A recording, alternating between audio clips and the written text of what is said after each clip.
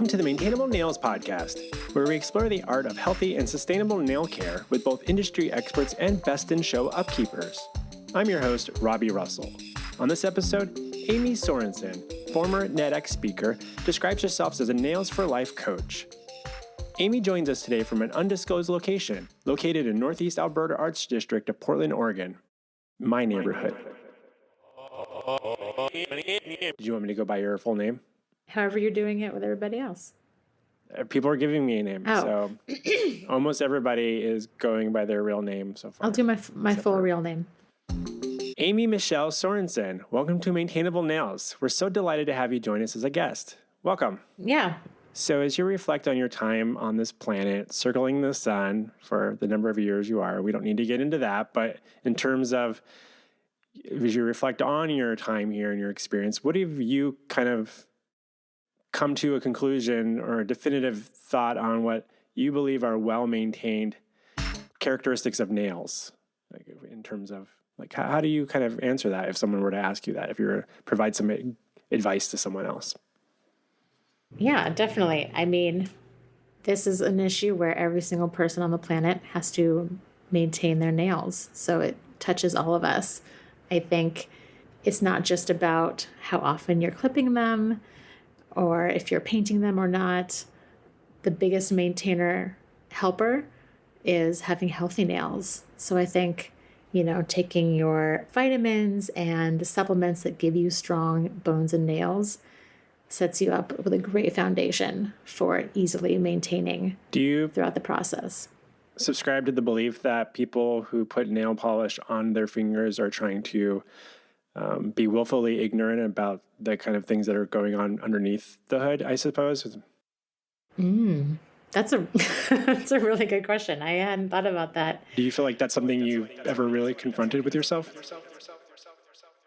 I definitely think that's a thing, for sure. I don't think that that's across the board a willful decision to ignore bad nail health.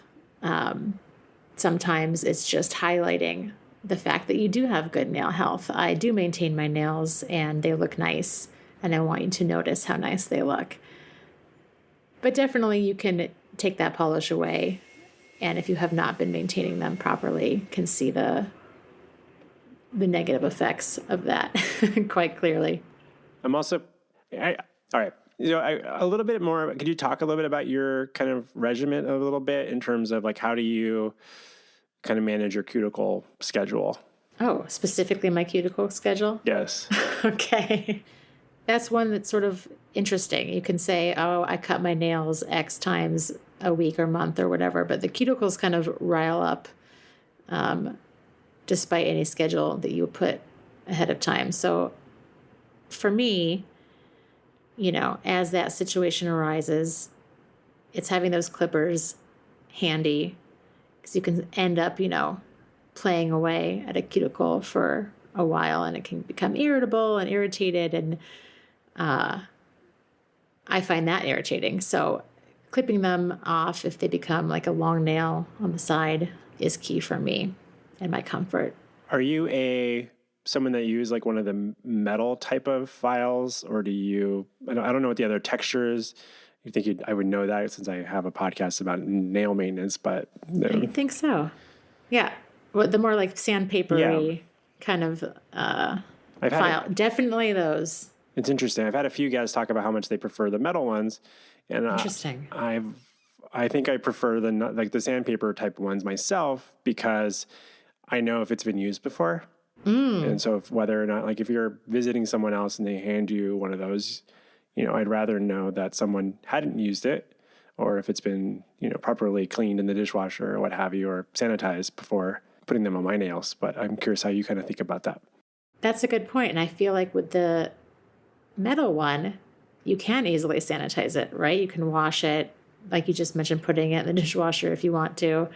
But a sandpapery one, I wouldn't know how to verify that it's been sanitized because I don't know how to do that. Something that I've found upon moving from Los Angeles to Portland. Here in Portland, you aren't allowed to use the same nail file in a nail salon. So you either have to bring your own or purchase one because it's a sanitary issue at that point. They aren't using metal ones where you can easily, wipe that surface. You can't do that with the other surfaces, so you need to bring your own so that you're not spreading nail germs. Yeah, that's important. Because I know that many of the listeners will remember you as the person that gave a TED Talk a few years ago about the benefits of soaking your feet in red wine after you conducted a study over numerous years, which I also understand has been very highly contested by Wine Decanter magazine and the editorial board there. Well, but of course. Could you share a little bit about for those that haven't had a chance to watch the video, and I'll include a link to the video in the show notes for sure, but could you tell us a little bit about what the synopsis of that talk was and your findings? Of course. I mean, it goes back to the first topic of having proper nail health for strong nails that, don't break and things like that. There's a lot of nutrients to be found in wine. It comes from the earth. There's so much richness there. So I did an initial study to see what happens with myself if I'm soaking my feet in this wine that's rich with nutrients from the earth. What happens? I saw exponential nail strength over the time period. What about discoloration or anything? Well, of course, there's a little bit of that. So you have to know that initially there's going to be some redness. A further study that I'd like to do is what about white wine, rosé? Are we getting the same richness of nutrients without the discoloration? Perhaps. Stand by for my next TED Talk. And I'm so curious about the kind of like the tanning effect there. If in terms of the tannins, not like tanning your skin or something, but the tannins in wine. I know that's a word that like wine people use, and so I just wanted to make sure we at least covered that here. As you also are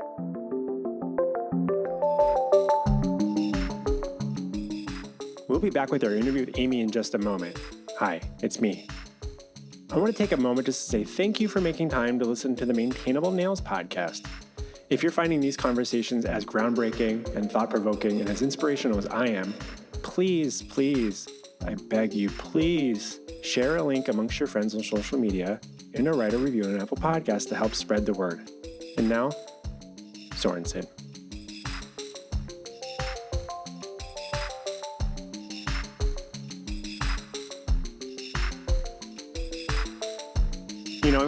I would be doing the audience a disservice. I didn't go back and just... What is... Nails. Some people argue that vitamin D has no impact whatsoever on nails, but it's like a thing for your skin since it's like on the external side of you. Do you use some sort of like a sun protective measurement? Like, how do you protect your nails from the sun? I know some people use sunblock on their skin, but they're always hesitant to put it on their nails because they're nervous that it'll maybe cause discoloration or erode. I know erosion is a really important thing for those that are kind of following down the path of having nail polish or certain types of things on top of your nails, whether those are stickers or glitter or whatever, shellac. People mention shellac quite a bit, but I'm curious what your take on that is. How do you protect your nails in the sun?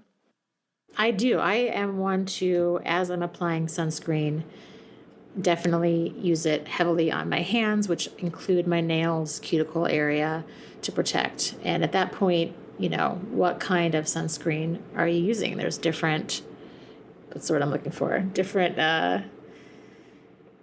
SPFs. Lovely. There's different SPFs, but there's, how there's, so there's sunscreen for your face. It's sometimes different from your body because there's different nutrients and the skin is different. So if you're using a high quality sunscreen, I don't see any issue with it. I'm sure if you're using a lower quality with a bunch of weird things in it that we wouldn't find in nature, you could see some issues. Yeah, I've always wary of, I use certain types of sunblock for my face that I hope will prevent me from breaking out, and I wouldn't want to break out on my nails. That would be... Nail zits are not good. That you require professional attention at that point. Is there a... All right, let me think about that. You know, for those in the audience listening, what kind of advice would you offer them on how to go about coming up with their own cuticle and filing and trimming schedule if that's not something they've already invested some time in before? Definitely. And I thought a lot about this in regards to feet. Usually, you know, your discomfort when you put on shoes will tell you if it's time, if you've neglected that area for a certain amount of time, especially if you are into sports. Runners and hikers will know well that before you go on a big hike or backpacking trip, you got to make sure those nails are real small before going on because it can cause some discomfort. So I would assume folks more into sports and wearing closed-toed shoes have a more regimented approach to their foot nail care. When it comes to hands, I think that's something that people tend to see a lot more of. So it's easier to get on a regular schedule there because it's something that you're constantly looking at, whether you're typing, writing, drinking, eating with friends or yourself. Just notating that. And again, if you have good nail strength, maybe your nails can grow a little bit longer. The first point of contention is, you know, a nail chips. Oh no, I have to cut all my nails now to make the same length. But if you have strong nails, that happens less often. I know that you also do, like during the pandemic, you've been supplementing your income by doing kind of like online nail kind of baths, I suppose you could call them. Like there's like sound baths, but there's kind of like a guided meditation of sorts for kind of exploring and becoming more familiar with your nails and having, you know, improving your relationship with your own nails. And so I know we don't have enough time on this podcast to go through a whole nail bath, but perhaps you could give us kind of like a quick little, if I said for the next 60 seconds, everybody can close their eyes and you can walk them through a guided, would you be up for that? Yeah, it's definitely part of self-care. I think there's a lot of restorativeness to be found in soaking and listening to the body, what happens in those 60 seconds, or in my real sessions longer, we do a 30-minute soak. It's notating the changes that your nails take over those 30 minutes. So if I set a timer right now for 60 seconds. And all doing it together, yeah. You will. Let's demo this for the audience. I will set a timer and I will close my eyes and sure. You can see me on the video that we're talking right now. So I will set my timer in 5 seconds and I'll close my eyes and you can guide me through this until the timer goes. And everybody listening, you're welcome to, for anyone listening, you're welcome to join me in this experience. I'll turn my volume on my alarm up so we don't have anyone falling asleep for too long because I didn't hear that going. So go ahead in 3, 2, 1, eyes closed. Welcome and thank you for coming. Today we're going to focus on your nail health. I hope you can all get a container. Please put some warm water in your container. Fill it 3/4 of the way up. I don't have a container, but I'm just going to pretend that I do given the time constraint. Yes. Once you have a good warm temperature in your container, go ahead and remove all of your rings and anything else that's on your hands. Roll up your sleeves and fully submerge your hands into that water. Take my watch off here. Yes, please do. You'll notice a nice warming sensation. Take a few moments to sit with that and be calm. Oh, that was so short. 60 seconds goes by quick. It does go by quick. Next, I would just encourage people to touch each nail one by one by putting their thumb on. I noticed that my thumbnails are not even on both sides right now, and it's interesting how much that can really affect you and kind of change your mood, like quite quickly. Like I'm like, I need to fix that, but I'm at an office. I don't have those tools handy. So what do you recommend? I mean, I would recommend trying to forget that that's there for the moment, even if you need to put, a Band-Aid on it just to cover up just sort of like the cone for the dog, not to lick the wounds. And then, so that's the first task when you get home tonight. Well, thank you so much, Amy Sorensen, for joining us and talking shop on Maintainable Nails and for the delightful nail bath and sharing your expertise on these important topics with our audience. Of course, anytime. Thank you. Thank you.